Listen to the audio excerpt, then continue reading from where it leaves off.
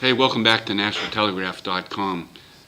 Governor Maggie Hassan really weighed in before the Supreme Court last week on an issue she cares deeply about.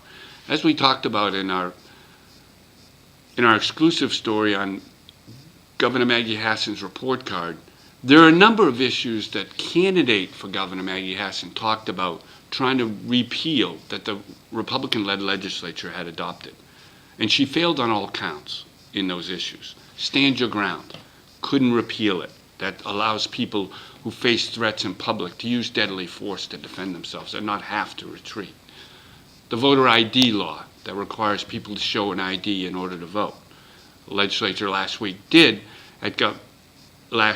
did, at Governor Maggie Hassan's urging, put off for at least 2 years the requirement that people who don't have an ID have to have their digital photo taken, and this education tax credit. New Hampshire joined 9 other states under Republican control, allowing business owners to get tax credits if they contribute to scholarships for public, private, and religious schools. A lower court has ruled the religious school tax credit unconstitutional, and Governor Hassan signed an amicus brief last week urging the court to uphold that finding of it being unconstitutional. A number of people who filed a lawsuit against the entire law are trying to strike it down in its entirety. But there isn't any question. If you take out the religious school scholarships, you eviscerate this bill.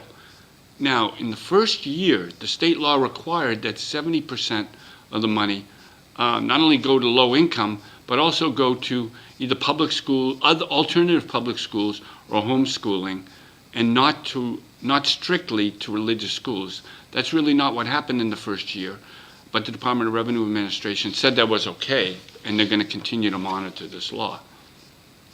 These applications for tax credits have to be filed by the middle of June. So this Supreme Court has a tight time frame to make this decision on the tax credit. As I said, Governor Hassan was not able to repeal these laws thanks to the Republican-led state Senate. This Supreme Court case and appeal gives her an opportunity to score a major victory through the judicial system.